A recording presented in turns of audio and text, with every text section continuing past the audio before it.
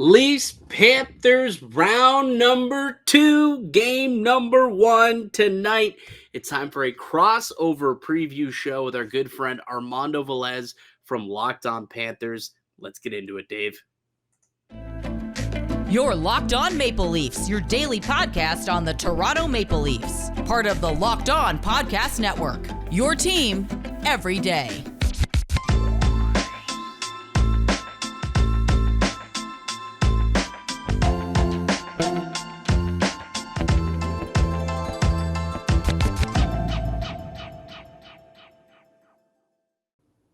Hello and welcome into the May 2nd edition of the Locked On Leafs, Locked On Panthers crossover round 2 preview for today.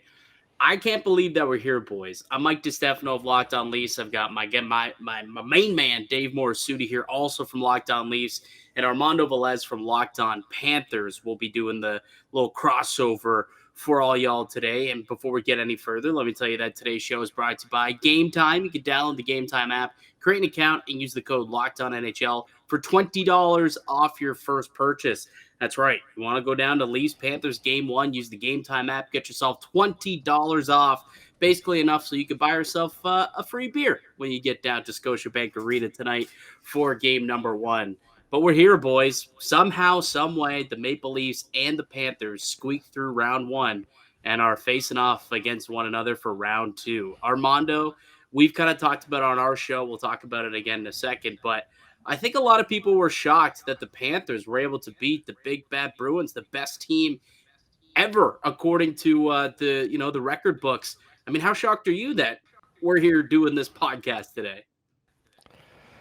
Not only the fact that we're doing a show, but also how quick the turnaround is from Sunday night against the Bruins. Not having enough time to process the win, and of course, the Panthers, after getting that win in Boston, not going back home, straight to Toronto and even before I was thinking, I hope they pack for multiple days here.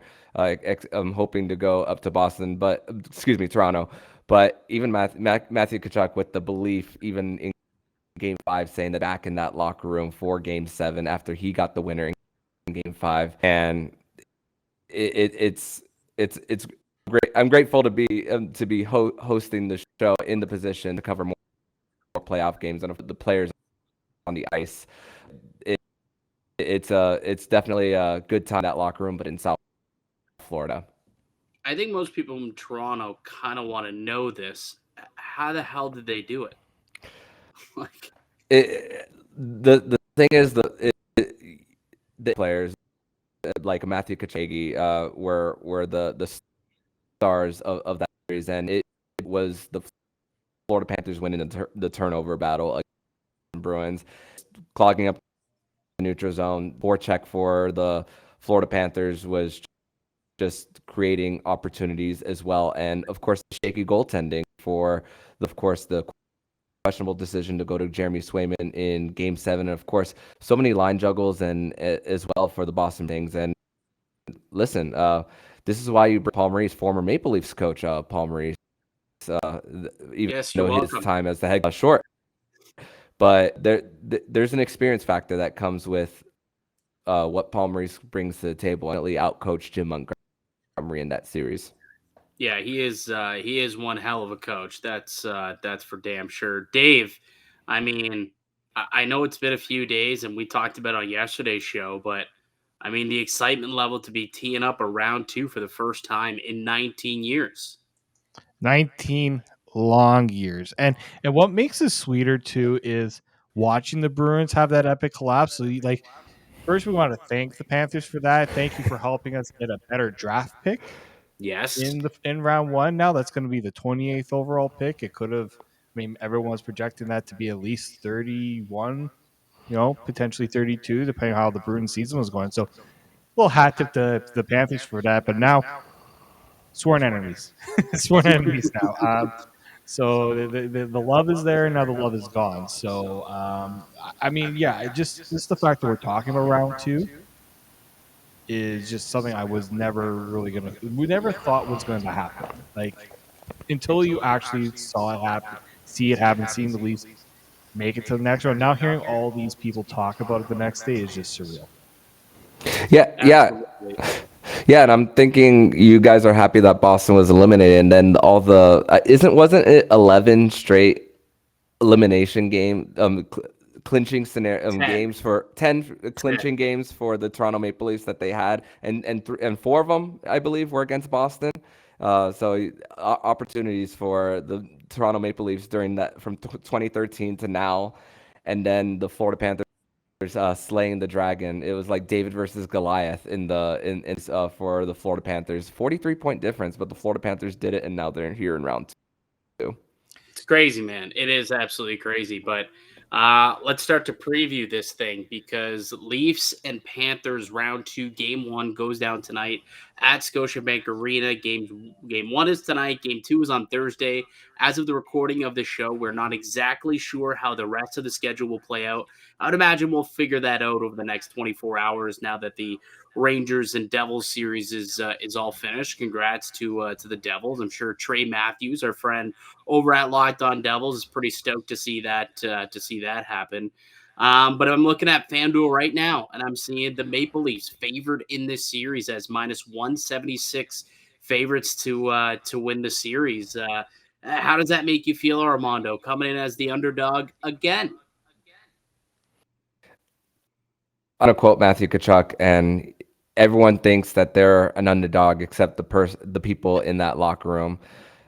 Listen, the confidence is there for the Florida Panthers after this after winning in 7 games, and they've had their backs against the wall since January 2nd, being 9 points out and then going on that run to get to the final wild card spot, 92 points to get in, and it's once the game starts, it's a completely different story than what the betting odds say. But the Panthers were able to get through that series against the Boston Bruins with giving up 11 power play goals. I'm gonna pull my inner Jeff Merrick here. Checks notes, 59% on the PK for the Florida Panthers in that series, and they still found a way to win. And that's with Sasha Barkov not contributing on the offensive end, and Aaron Ekblad as well.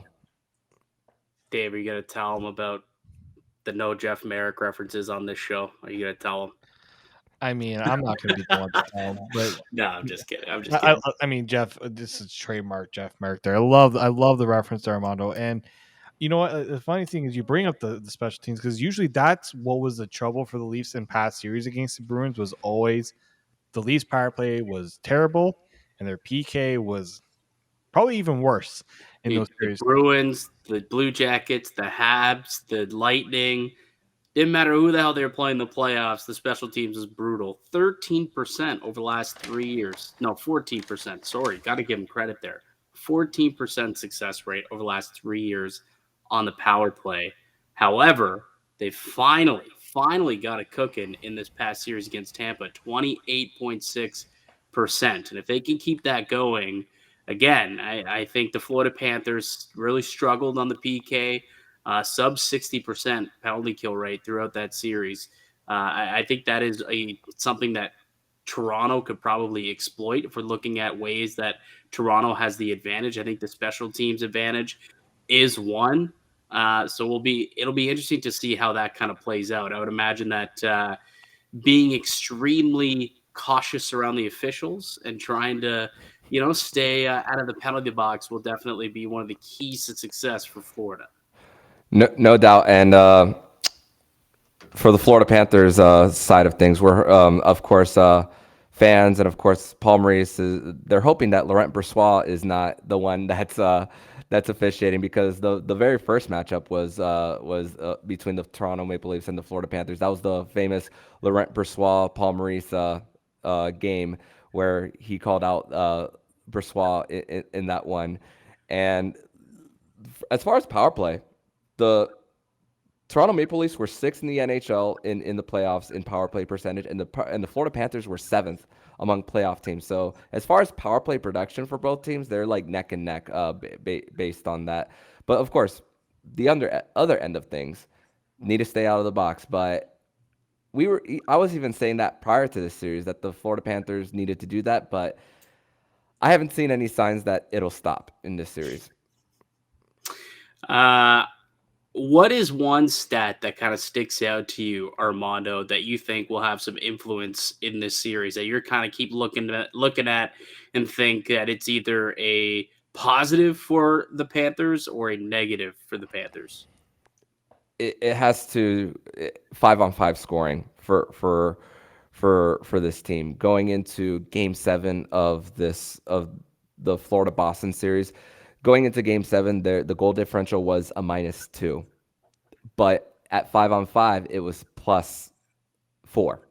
So keeping it at 5-on-5 and using the thing is, this is a different pace that the Florida Panthers are going to be playing against the Toronto Maple Leafs. Run and gun style of offense that the Toronto Maple Leafs have, fast pace, versus what Boston has, a little bit of a slower team that slows everything down for their opposition.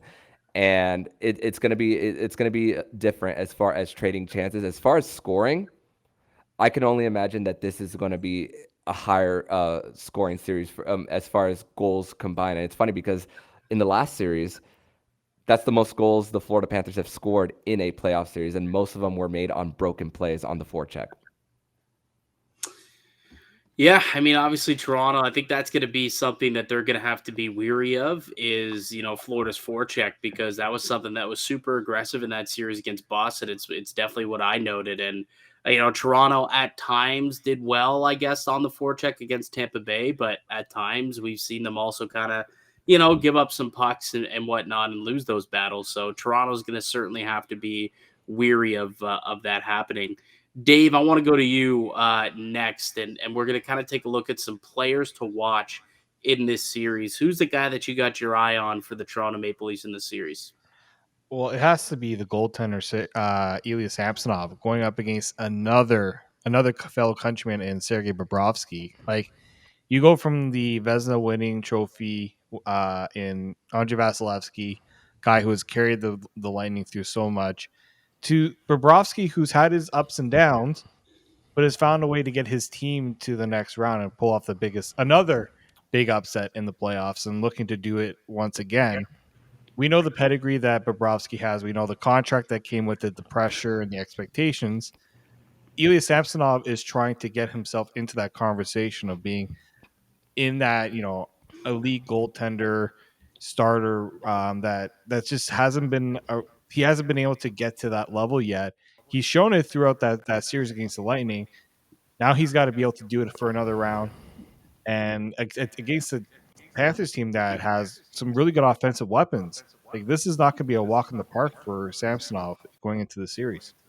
Yeah, I think that's a solid one to look at. For me, it's going to be Mitch Martin. I mean, I know you can look at the stat sheet, Armando, and look and say, wow, guy had 11 points in the playoffs through the first round in 6 games. He must have been unbelievable. To be honest, he was not like at the highest that we've seen him play. He was kind of, I don't want to say pedestrian. He was still played well, but there's another gear that this guy can hit. We've seen him play some really, really good hockey this season. And I think he's got another little level that he can hit, kind of elevate his play. He's someone, now that the monkey's off the back, they finally won a round, finally won a series. I think this guy can erupt. And there's going to be a lot more space out there against Florida than there was against the Tampa Bay Lightning, just based on the style that both of these teams kind of like to play. And I think with that space that he'll be allotted here, I think that he'll kind of erupt and there'll be some big-time production, and that guy's going to make his presence known. And there'll be a couple of games here where we'll refer to it as the Marner game. He's someone I'm definitely keeping an eye on. What about in the Sunshine State? Who's the player to watch for the Panthers?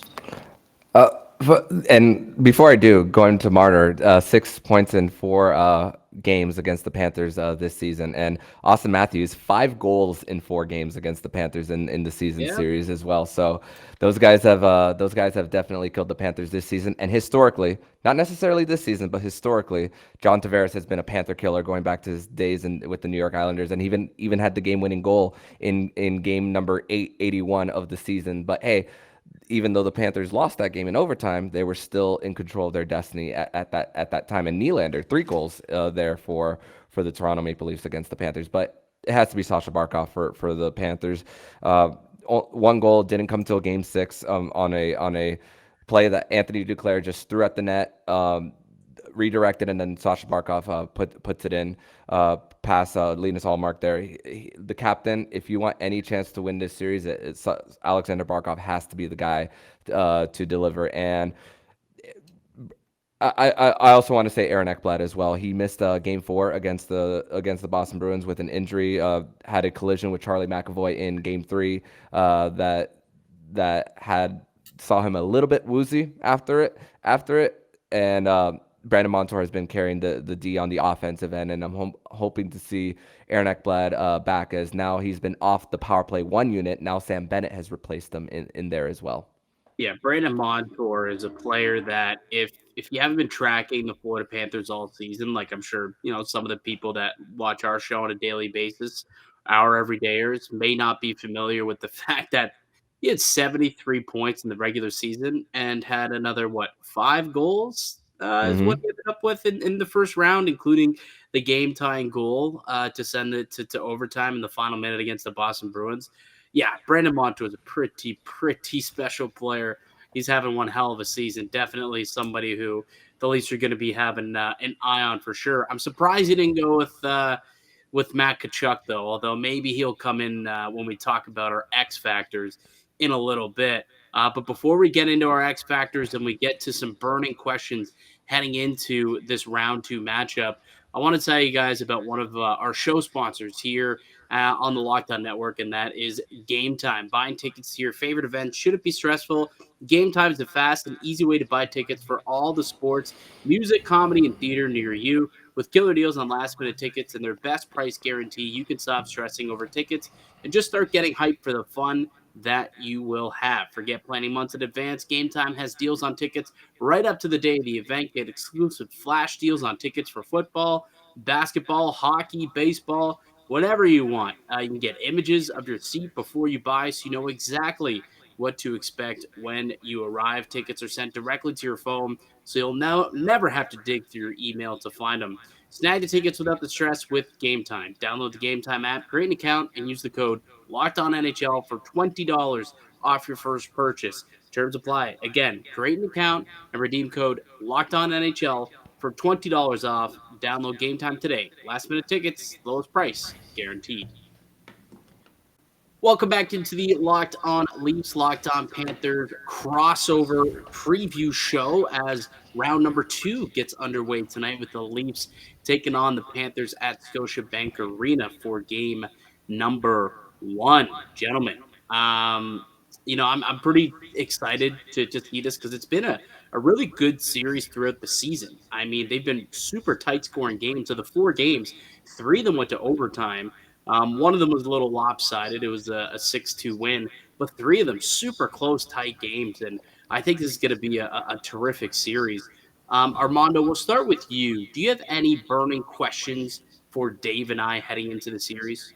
Before I get there, going back to the season series and 3 overtime games, there's 2 game-changing, season-changing games that happened for the Florida Panthers. One of them was against the Boston Bruins right before the All-Star break, and the second one was the Lion King came alive. The Lion King, yep, that one, where it started their 6-game winning streak to have them finish 6-1-1 just 2 days after losing to the Ottawa Senators, and the Lion King came alive. And hey, they wouldn't be here without him too, even though he's not starting, but. The thing about these 2 teams, the Florida Panthers broke their 26-year drought last year against the Capitals. The Toronto Maple Leafs, they broke their 19-year drought. I was in 4th grade the last time the Toronto Maple Leafs won a playoff series in 2004. Not having a worry in the world, just playing GameCube all the time during that time of life. But now that the monkey is off their back, for the Panthers, they're playing with house money right now. And now that they beat the big bad Bruins, but for the Maple Leafs, now what is considered a great season for the Toronto Maple Leafs? I was thinking prior to it, you have to get at least to the conference final for them, but also I bet a lot of fans were just thinking just win a round first. Dave, you want to take this one? I mean, the thing is, the Leafs have had so much pressure on them for so long. Like, was there pressure on the Panthers to like go far this year? Like that's kind of what I was wondering, because I think what the difference between the Leafs and like the Panthers is. Well, I think what I would say is, and Armando, you can correct me if I'm wrong, there was certainly a lot more pressure at the beginning of the season on Florida to do well based on obviously what happened last year, being the President's Trophy champions and then getting eliminated and then making massive changes to the team with the Huberdeau trade, bringing in Kachuk, swapping coaches. I would assume that the thought process was they did that to better their team and have success. So I think at the beginning of the year, Florida probably did have high expectations, but then by the time they got to the playoffs and they had to play Boston, who was these beasts of a season team all season long, then it kind of changed a little bit. Is that fair to speculate? Yeah, very well so. And I thought they were going to be in the top 3 before game 1 of the regular season started. But honestly, what Paul Maurice preaches is to play that playoff style hockey for the Panthers and get to the playoffs and have a system that is more fitting towards winning a series. And hey, they won a series for two years in a row, the first time that's happened in their history, and 4 years in a row being in the postseason. Prior to 2020, they only made it 5 times in their 29-year history. So it seems that this, even though their regular season record doesn't say so, this looks to be more sustainable for the Florida Panthers long term. Yeah, and that's pretty much where the Leafs have kind of been. We're trying to get trying to get to that next round, and then once they get to the next round, the sky's the limit for this team. Really, like you think about, everyone was talking about, once they get past Tampa in round 1, it's Boston that they got to get to deal with in round 2. Unfortunately, not many were thinking about the Panthers as being one of the roadblocks that the Leafs would have to face along the way. And once the Bruins were eliminated, like I'm sure you saw the discourse online, Armando, that okay, like now the path looks just a little bit easier. I mean, a lot of people are giving the Panthers respect because of what they did against Boston, but we also know that the Panthers were still over 40 points less than the Bruins. Like it was just such an improbable. It took a remarkable run from the Lion King to even Yes. make it. You know what? It took Keith Kachuk mouthing off on my radio station for them to get going. That's what it took.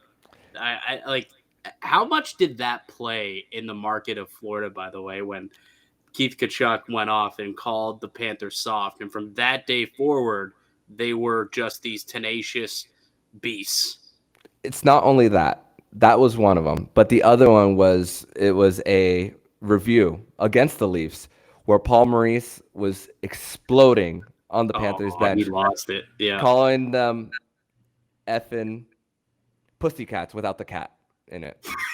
So I remember that. I do recall. that was the same day though. It was literally the exact same day. Like that day, things all changed for this team. I was at that game too. I remember that. I didn't see it because I wasn't facing the benches. I remember that now. Oh yeah, he went ballistic. And the funny thing is, I'm pretty sure the goal was overturned. Yeah, the Panthers the Panthers were trailing. The Leafs would have had a bigger lead, but then the goal got called back. Panthers would eventually get the tying goal and then win it in the overtime, I believe, right? Mm-hmm. Yeah. So yeah, I do remember that. Yeah, I did take that improbable run. Like we knew the Panthers. Like they weren't going to be the same team as the year before, but they still the core was still there. And I mean, we all talk. I mean, the Matthew Tkachuk trade was like a big game changer for that Panthers team. Home run. Yeah, at first it was like, oh, that's a lot to give for Tkachuk, and then Tkachuk goes and has another MVP season. Like, I don't think you guys are complaining too much about what you gave up to get a Matthew Tkachuk for the next 7 seasons after this one. Here's the thing. Winnipeg, Paul Maurice's old squad, out in 5 games, and their coach is turning on their players, and the players are turning on their coach. Yep. And now Calgary, GM is out, and now their head coach is out too. So who are in better situations now? I think the answer is an obvious one there for sure. Oh yeah, Probably the one that's still in the playoffs, Mhm. currently fighting for a Stanley Cup. I think would probably be the correct answer, pal. I got a question for you. One that you kind of already answered in a ways. Are there any other injuries that are kind of popping up here outside of Ekblad, who might be still dealing with something? Like, is this team fully healthy going forward? And second of all, what's the level of confidence in Sergei Bobrovsky in this series? Ryan Lomberg is week to week. He did not play. He did not close out the series. Paul Maurice said that he played through. He got injured in game 1 and played through something, but he is week to week, so don't expect him in the beginning of the series. And I remember even before Dave came around, I remember we were talking about Bobrovsky. I remember Mike and I, you told me I have to pronounce it that way. Don't think I forgot that. Bobrovsky. Good old Dan. Bobrovsky. Yeah. So listen, the contract is not the best. We know this for as in South Florida, but didn't have the best game 4, definitely. But of course, the timely saves. You look at his overall numbers for the series, you see 891 save percentage, 3.94 GAA, but it doesn't tell the whole story about the timely saves that Sergei Bobrovsky has had to made for the 2-time Vezina Trophy winner. So it's going to take more than just Bobrovsky. It's going to take the blue line as well, helping him out and not having the Toronto Maple Leafs live on the doorstep in front of him. But of course, when it comes to the penalty killing, it's the whole old cliche. Your best penalty killer has to be your goaltender as well. So sometimes Bobrovsky is going to need to bail his team out, and hopefully we can, on the Panther side of things, we could see that. If you had to put a percentage on it, how much percent would you say that we will see the Lion King at some point in the series? 0. Really?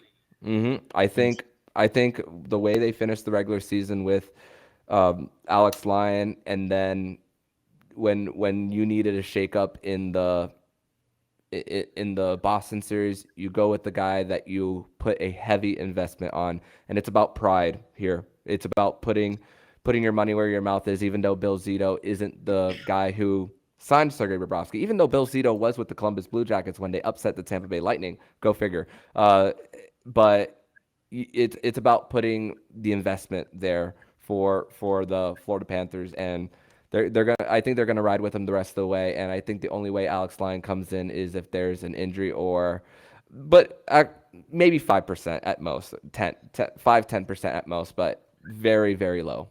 Yeah, it's funny you mentioned that. Bobrovsky is the goaltender to upset both the Tampa Bay Lightning and the Boston Bruins, both teams who set records those years. And it was Bobrovsky who got it done. But I'll say this, Armando. Do you remember what happened to Bobrovsky and his squad in round 2? I definitely remember. So didn't go well after that. That's for sure. No, it didn't. Dave, who's going to be the X factor for Toronto in this series? Oh, I got to go with Austin Matthews. He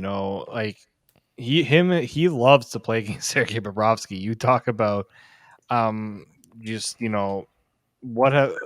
watch a lot of these Leafs Panthers games, and it seems like whenever Bobrovsky's in that, I remember that game earlier in the season where the Leafs played the Panthers, and I think he scored twice. It was like one of those games that showed that Austin Matthews was back, right? He went through the kind of the tough stretch this season, dealing with an injury, and all of a sudden things were turning around for him. It was that game against Florida where you start to see the old Austin Matthews from last year come back. So I think he's going to really like that matchup. He seems to really like playing against Bobrovsky. Armando, I know you have a lot. I don't know if you have check your notes there. I did not have that note written down, but I do know Austin Matthews does like to score on Sergei Bobrovsky. Yep, and Sergei Bobrovsky playing 2 games in this season series for the Panthers. But yeah, 5 goals for Austin Matthews in this series. But my X factor has to be Matthew Tkachuk for the Panthers, of course, being that pest, that annoying player in front of the net, and of course there's going to be a lot of whistles and of course getting in his face to protect Samsonov as well, because he's going to be on the doorstep, that's for sure. And listen, Matthew Tkachuk is that guy who you love him when he's on your team, but you can't stand him if he's not. And regardless of win or lose for the Toronto Maple Leafs or the Florida Panthers, Toronto Maple Leaf fans are not going to like Matthew Tkachuk after this series. So that is my X factor. But Newsflash, Armando, they already don't. Say again? Matthew Tkachuk. Respect him for the player, the throwback guy he is, obviously. But as a player, there is already history with Matt Tkachuk and this Maple Leafs team that stems back to Calgary. They already know what to expect with this guy. Mm-hmm. Yeah, and an under the radar player. I want to note an under the radar player, someone who came alive towards the end of the series against Boston. I want to see what Anton Lundell has in store. He really came alive, especially in that Game 7, and Eetu Luostarinen as well. They're manning that third line along with Sam Reinhart, and Sam Reinhart's making 6.1 and being on that third line. It creates a little bit of balance. And I know the Toronto Maple Leafs have their balance as well, especially with Ryan O'Reilly manning that third line center for the Maple Leafs as well. Just lethal, the top nine that the Toronto Maple Leafs have, making that Ryan O'Reilly trade. Dave, you got an under the radar guy for the Maple Leafs? Oh man, it's really always hard to pick an under the radar for the Maple Leafs because everybody's on the radar. This is true. You know, I got. You go first. Timothy Liljegren. Ooh, that's a good. We saw the practice lines today, and looks like Timothy Liljegren's going to remain in the lineup as the third pair defenseman with Giordano. Looks like they're going back to the 12 and 6, but so Gustafson's coming out, and Zach Askin-Reese is going back in. No Lafferty as well, but Gio and Liljegren will be a pairing. And I don't know if you saw the stat that was floating around, Armando, but Justin Hall was on the ice for 73% of the total goals that Tampa had scored leading up to Game 6. And he was taken out of the lineup in Game 6, and Toronto only gave up one singular goal in that game. Just saying. But he is someone who I'm interested in because he's a player who at one point I seriously thought was solidifying himself as kind of a top 4 defenseman for this team. And then all of a sudden the Maple Leafs went and made all these moves at the deadline, and his play just really diminished after that. Then he found himself on the outside looking in. Went from being potentially the team's, 4th, 5th best defenseman to being the 7th best defenseman and not playing the first 5 games of the series. He's someone who's got some fresh legs. I think he's got some juice. He's a young player, good puck mover, in a series that's going to be a lot more fast-paced than I think the Tampa Bay one was. I think that he's kind of an under-the-radar type of guy who I'm curious to see how he could perform in this series, with a little bit more of a bigger load than he's had in the past. We need a prediction from all 3 of us on this series. Don't we have to transition to segment number 3 first before we do? No. We can do this, then we'll do the next segment on the other side. All right. I guess I'll go first since and I have it written down. So with the Florida Panthers, of course, they playing with house money. I spoke about all about that, and for me as a fan, I'm excited for them to be here, but the special teams is a big concern. The goaltending is a big concern. So, but I have it written down. I don't know if you could see clearly right here. Yeah, I see it. Leafs in 6, baby. Leafs in 6. Leafs in 6. I think that the Florida Panthers run will come to an end in this series. But listen, I was wrong about this about the Bruins series. I said Bruins in 6, but they ended up winning the series. So I hope to be wrong once again for this Panthers team. Dave, I'm gonna go Leafs in 5. I will go Leafs in 6 as well. Armando, give you 2 wins. I think that the Panthers could pick up a couple of wins. They'll get a couple solid performances from Bobrovsky, and I think they'll get a couple. But I think it's Toronto's just they're the better team at the end of the day, up and down the Yes. lineup, better blue line. I think they got a better forward group. They're deeper. They got more stars. The goaltending is probably a wash at this point. Like Bobrovsky has the pedigree, I suppose, but you look at how they both have played this year. Samsonov has been the better goaltender. So, I think, on paper, it does look like the Maple Leafs are the better team, but it also looked like the Boston Bruins were the better team. And that's why we play the games, boys. It's why we play the game. So Yes, should be a really good series, though. I'm definitely excited about it. One more fun fact before we go. I bet you your Locked On Panthers fans will love to hear about this stat. Matthew Tkachuk, who you're hoping to be an X factor in 23 games against the Toronto Maple Leafs, only 9 points. So Not a good stat. might need to change that if they're going to stand a chance here in this series. Which again, not saying at all that he won't do that and he won't be a pest. Just just a factoid that I thought I'd throw out there. No meaning whatsoever. Just kind of putting that out there.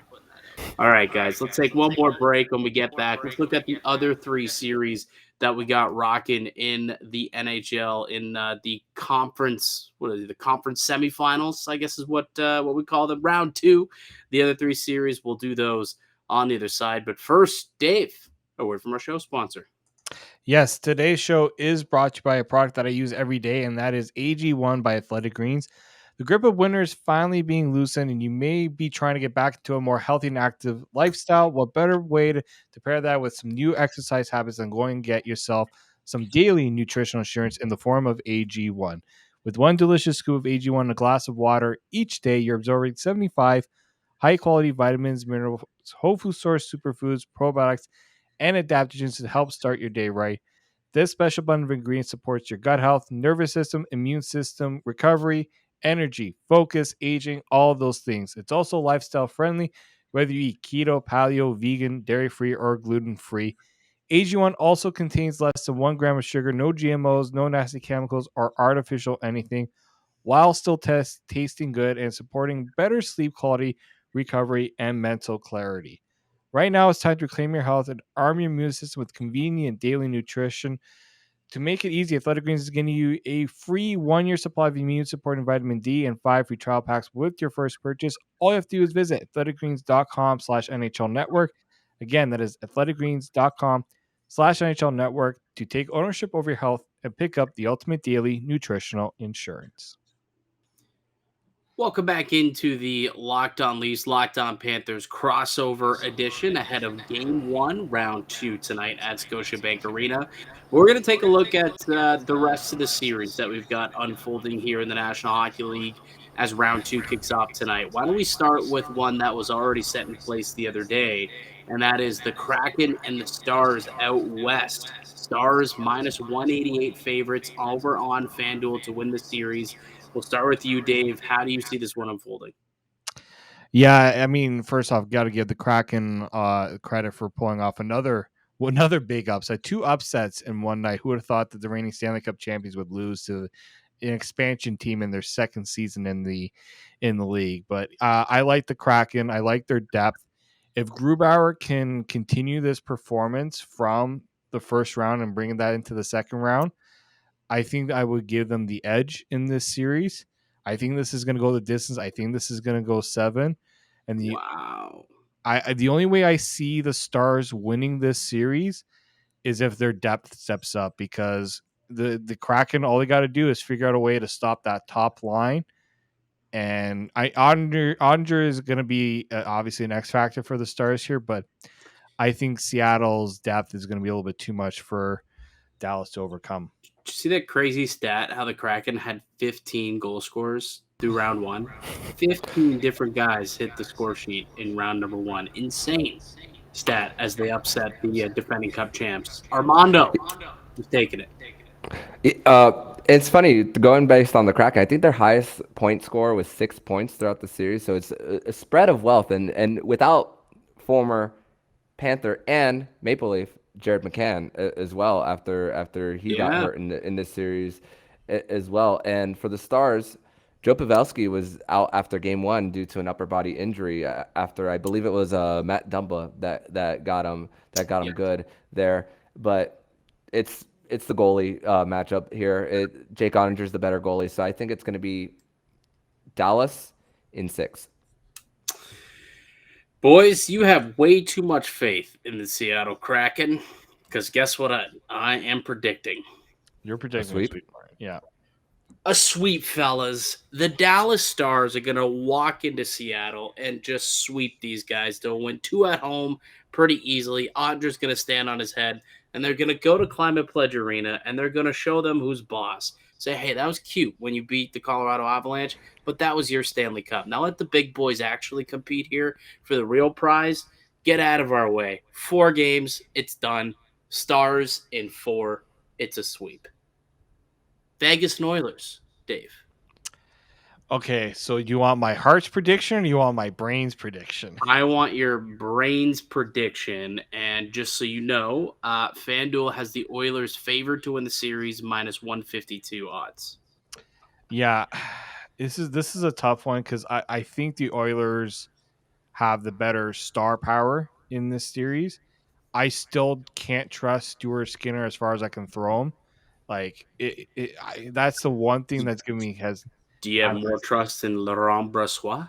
Hey, he outdueled Connor Hellebuck in round 1. They ain't no easy feat, right? So I think, and I think Technically. And look, if Laurent Brossoit is not up to the challenge, you got some options there in Jonathan Quick that you can turn to, and I think I would trust Jonathan Quick over Stuart Skinner based on how the teams play.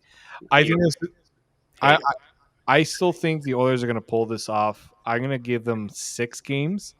They do not want that series to go 7. They don't want to give Vegas any breathing room in this series. So I'm gonna go 7. I think this is the series that Connor McDavid puts himself up into the scoring lead in the NHL in the Stanley Cup playoffs.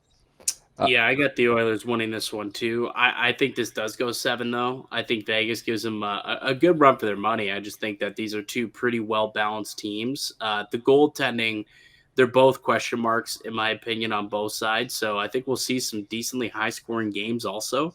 But at the end of the day, I just think that the firepower of McDavid and of Draisaitl are just going to be a little bit too much. And guys like Evander Kane, Nugent Hopkins, Hyman, like they've figured out ways to get on the score sheet as well. Klim Kostin turned out to be a bit of an unsung hero in that round 1 matchup against the LA Kings. Like he had like 3 or 4 goals playing a 4th line role. So, they're getting some decent scoring. Ekblad's been a terrific addition, has really helped round out that defense. Evan Bouchard had like 11 points from the points. And again, we go back to what we think is going to play a major factor in the series against Toronto and Florida. Special teams. Oilers have the best power play in the league. They have for like 2 years now, and it just continues to be the best. So I think for that reason, I'll give them the tip in their direction, and I'll go Oilers in 7. And let's also think about this storyline, the 2015 draft. McDavid first, Eichel second. And now they're facing each other in a playoff series. This is the first time that Jack Eichel is in a playoff series. And I'll be honest with you, I know Jonathan Quick has won 2 cups, but I don't trust him at this point in his career, honestly. So I think it's Laurent Brossoit's crease throughout that series for the Vegas Golden Knights. So for this series, I mean, Connor McDavid didn't arrive in that LA series until the tail end of the series neither. And to think that he was going to be contained, I don't see it happening the rest of the way. I mean, Draisaitl has been just great and also going back to last year playing on one ankle too throughout the postseason. And I think that the Edmonton Oilers, like you said, Mike, the power play is just too lethal. I think it's going to be really hard to stop. And even before game 1 of the season, I said that the Edmonton Oilers were going to go to the Stanley Cup final. And I'm not backing that down now. So I think it's going to be Oilers in 6. And the final matchup that was just an hour before we actually sat down to record, finally got finished up here as the Devils beat the Rangers 4-0. Akira Schmid with another hell of a performance. Can he keep it going in round 2 against the Carolina Panthers? This one currently a pick'em over on FanDuel. Dave, we'll start with you. Yeah, one thing I'm wondering is what's Timo Meyer's status going to be like after he's dead. He returned to the bench. He returned to the bench, but I don't know if he played or if he got back into the game. He died on the ice. Did you see? Like, that was the most fierce hit I've seen since Scott Stevens. I'm not even joking. Yeah, that was like it's scary. Like, It was. He returned to the bench, obviously, but man, at first I was like, "Holy crap!" Like, you saw his literally. You got Paul Korea images in your head. Yeah, I was like Scott Stevens. That was a Scott Stevens '90s hit. It was brutal, clean. I mean, relatively clean. Like clean in terms of the rule book, but you knew what Jacob Trouba was trying to do there. Well, he's the choo-choo Trouba train. Like, the guy just comes through. You better, keep your eye on the ice, not puck watching. And, when you're coming across the blue line, you should know that when that guy's out there on the ice. But yikes. That's Crosby. Yeah, exactly. I'll be curious to see what his status is going forward for sure. But either way, how do you handicap it without, I guess, knowing what his status will be, Dave? Yeah, I thought I'm not too convinced with the Hurricanes right now. I just think the injuries have been too much for them. I don't know if they're going to have the scoring at 5-on-5 to go up against New Jersey. Like, New Jersey is a really good defensive team. Goaltending, yeah, we don't know how the rookie is going to be able to handle the pressure now, but I mean, he just kept the New York Rangers at bay. Like, that's no easy team. Showtime, man. Showtime. I'm gonna keep time. Yeah, exactly. I'm gonna keep it on the Devils train here. I'm gonna go with Devils in 6. You're a hater. You just don't believe in Freddie Anderson. I'm a Leafs fan. I have seen what Freddie Anderson does in the playoffs, and he didn't exactly look fantastic against the Islanders. That one goal that he allowed. Mm-hmm.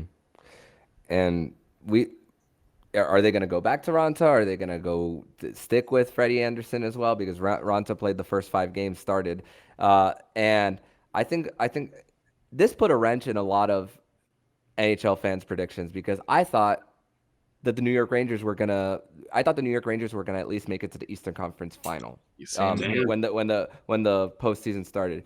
In the beginning of the season, going back to Game 1 again, I thought that the Carolina Hurricanes were going to make it to the Stanley Cup Final against the Edmonton Oilers, a rematch of 2006. But no Max Pacioretty, no Andrei Svechnikov, no Timo Teravainen as well for the Carolina Hurricanes. A lot of injuries are holding the Carolina Hurricanes back I believe. I mean, yes, you have Sebastian Aho, Marty Necas. I hope that Sebastian Aho's face is okay, by the way, after that puck that went into the net. But I just think that how the New Jersey Devils also played against the New York Rangers, containing them. At one point in Game 7 against the Rangers, slot shots were 11-1 in favor of New Jersey. They didn't allow New York to do anything and get anything on Akira Schmid as well. And the offensive scoring punch for the Carolina Hurricanes, it's worrisome for sure. So I'm going to say Devils in 6. It will be interesting to see how this does play out, because these are very evenly matched teams. And, like, I don't know, when you look at the advanced numbers, they're the number 1 and number 2 team in the league when it comes to, like, the possession analytics numbers. Like, Carolina was the number 1 team through the regular season in terms of 5-on-5 expected goal differential. The New Jersey Devils, the number 2 team in expected goal differential. These are very evenly matched teams, and I think that, and again, they were separated by 1 measly point in the regular season as well. I do truly believe that I think those injuries will factor in. I think you're right, Armando, which is why I also am leaning with the Devils to win this one. I think that Akira Schmid is playing some excellent goaltending, man. Like, as much as I joked about it, like, dude, sometimes you just need a kid to go on a run, like a Jordan Binnington. Right? Is this like a Jordan Bennington-esque run we're gonna get out of these Devils? And look, the Devils are a quality team, man. Like they've got some real talent on both ends of the ice, offensively and defensively. So I do think that it goes 7, though. I think that Rod Brind'Amour gets that team to buy in and give them everything they have. I can see this being a game 7 overtime, type of game here. But ultimately, I'm going to roll with the New Jersey Devils to get through and beat the Carolina Hurricanes. So that's it. So that would set up, I guess we're all in favor of a Jersey Leafs conference final. And then Oilers. Did you say Stars or Kraken, Dave? I said Kraken. I said Stars. Okay. So Armando and I are correct with the Stars and Oilers. And Dave, for whatever reason, needs to get his noodle checked because he thinks the Kraken stand a chance in this series. Kraken hockey, baby. Let's go. Yeah. Release the Kraken, buds. Tell you what. If the Kraken win this series, I'll do a shot of Kraken on Locked On Leafs, okay? Right on the show. We'll do a shot of Kraken in celebration of them winning a second round. I don't think it'll happen, but if it does, that's what we'll do. All right. Well, this was fun, fellas. It really was. And now the battle begins on the ice. Good luck to your Panthers, Armando, David, our Leafs. Hopefully they can keep it going. They got one round done, but the job isn't finished. Job's not done. They got to keep her going, and we'll see it all start tonight. Game 1, 7 o'clock, puck drop. Let's see what happens. I'm Mike DiStefano from Locked On Leafs with my co-host Dave Morassutti. That is Armando Velez of Locked On Panthers. You've been listening to a Locked On Leafs, Locked On Panthers crossover edition. Enjoy the games tonight, folks.